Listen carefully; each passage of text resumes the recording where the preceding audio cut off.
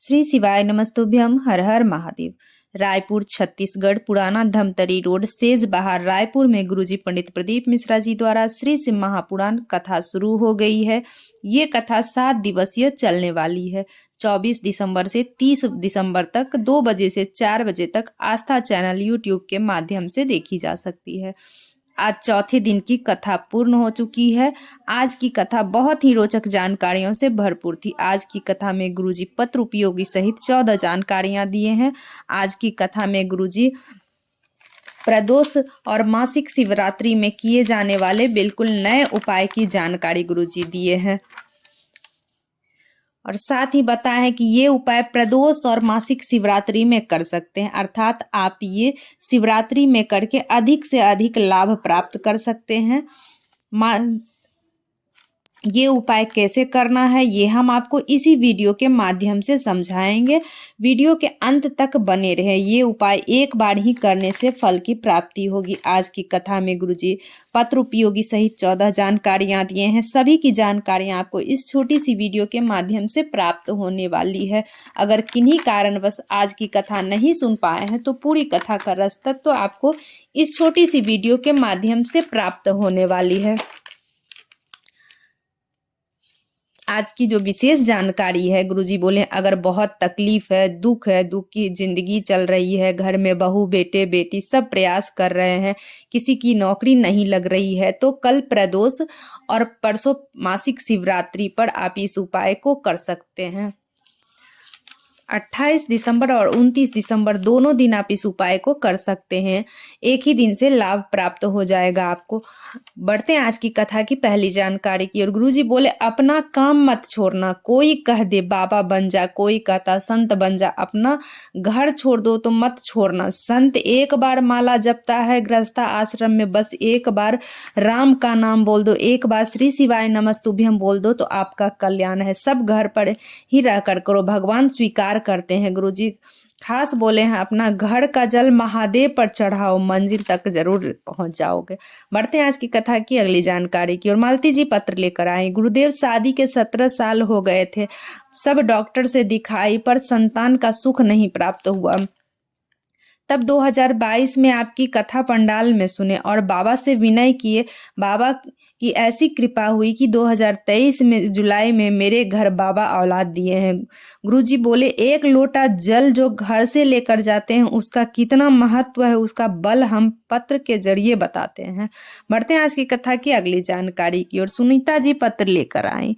मैं एक लोटे जल का क्या वर्णन करूं, मेरी बहू को कई साल तक संतान नहीं हुआ। आखिरी में आंकड़े के जड़ का प्रयोग की, जब गर्भ धारण की तो 6 महीने में ही संतान हो गया। उस बच्चे का ना आंख हुआ था ना ही मुंह हुआ था। तब मेरी बहू बोली माँ जा महादेव को जल चढ़ा के तू जल ले आ। तब मैं बोली कि मेरे घर बच्चा हुआ है तो मैं कैसे महादेव को जल चढ़ा सकती हूँ। तो बोली दूसरे से किसी से जल चढ़वा के ले आओ।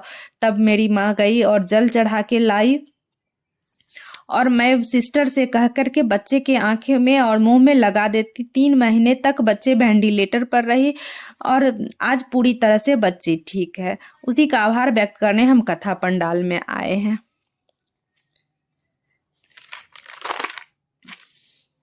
मोच और सोच आपको जीवन में आगे नहीं बढ़ने देता है। अगर पाँव में मोच आ जाते हैं तो आप ज्यादा आगे तक नहीं जा सकते हैं। गलत सोच आपके मन में किसी के प्रति अगर बहुत बुरा भला सोच है तो आप बहुत आगे नहीं जा सकते हैं। ये निश्चितता है। बढ़ते हैं आज की कथा की अगली जानकारी की ओर। आप 2024 से 2025 में प्रवेश कर रहे हैं तो गुरुजी बोले आपको बाबा से बस ये कामना करना है, बाबा मैं 2024 में जो बीमारियां हो, जो संकट कष्ट हो छोड़ दूं, जो बुरी आदतें हो छोड़ दूं और 2025 में मैं अपने जीवन की नई शुरुआत करूं और जीवन में उन्नति प्राप्त करूं और भोलेनाथ की भक्ति प्राप्त करूं। बढ़ते हैं आज की कथा की अगली जानकारी की ओर। इस शिव महापुराण में बहुत सी विशेष तिथियां आ रही है। कल प्रदोष की विशेष तिथि और कथा का 5वां दिन है। गुरुजी बोले आप सभी को पता है 7 दिन है कि शिव महापुराण की कथा में 6वें दिन की रात्रि शिवरात्रि कहलाती है और इस बार 29 दिसंबर को कथा का 6वां दिन रहेगा।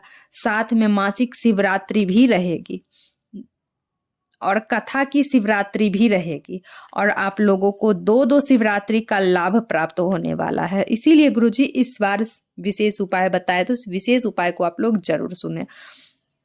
बढ़ते हैं आज की कथा की अगली जानकारी की ओर। गुरुजी बोले यहाँ पर एक ऐसा बेटा बैठा है, कथा पंडाल में बैठा है, जिसके दोनों हाथ कटे हुए हैं, दोनों हाथ नहीं हैं उस बच्चे के।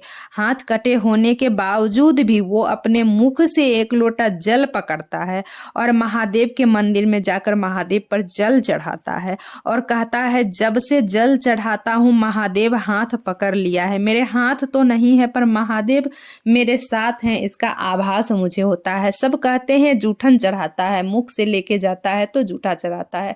तो गुरुजी बोले जो आपका नदी है, तालाब है, सबका जल भी तो जूठा है, मछली का जूठा है, वो भी तो जूठन है, शिव जी पे चढ़ता है। तो आपका विश्वास, आपका श्रद्धा पक्का होना चाहिए। बढ़ते हैं आज की कथा की अगली जानकारी की ओर। कुपोषण सिर्फ आहार का नहीं होता है, गुरुजी ने कहा, बल्कि संस्कार का भी होता है।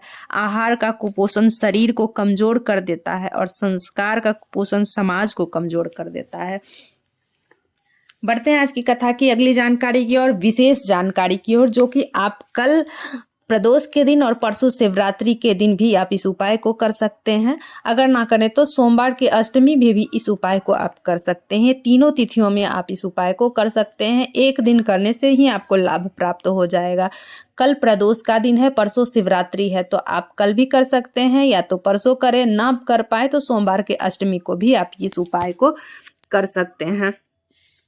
कल 27 दिसंबर 28 दिसंबर आप कर सकते हैं इस उपाय की। आज की जो विशेष जानकारी गुरुजी बोले, अगर बहुत तकलीफ है, दुख की जिंदगी चल रही है, घर में बहू बेटे बेटी सब प्रयास कर रहे हैं कि नौकरी लग जाए पर आगे नहीं बढ़ पा रहा है, तो शिव महापुराण की कथा कहती है एक प्रयास जरूर कीजिए। आपको एक करना क्या है, एक बेलपत्र लेना है, मात्र एक बेलपत्री लेनी है और 7 चावल के दाने लेने हैं आपको और पीला चंदन लेना है। जो आपने एक बेलपत्र लिए हैं उसमें बीच वाली पत्ती में आपको 7 चावल के दाने रख देना है। ध्यान रहे चावल के दाने खंडित ना हो, मतलब कि टूटी नहीं होनी चाहिए, आखा यानी कि गोटा दाना होना चाहिए चावल का, टूटी फूटी नहीं होनी चाहिए, खंडित नहीं होनी चाहिए। खंडित कोई भी चीज़ शिव जी पे नहीं चढ़ती है, किसी भी भगवान पे टूटी फूटी चीज़ नहीं चढ़ती है, इसलिए चावल पूरा आखा होना चाहिए, साबुत चावल होना चाहिए। इसके बाद आपको करना क्या, पीला चंदन को घिस लेना है। आप अच्छे तरह से पीला चंदन को घिस लें। घिस करके उसको एक जगह इकट्ठा करके एक गोल नुमा आकृति बना लेनी है, गोल ऐसा आकृति बना लेनी है ऐसा। फिर आपको बेलपत्री पर रख देना है उस गोलनुमा आकृति को और 7 चावल दाना को आपको बेलपत्री पर रख लेनी है।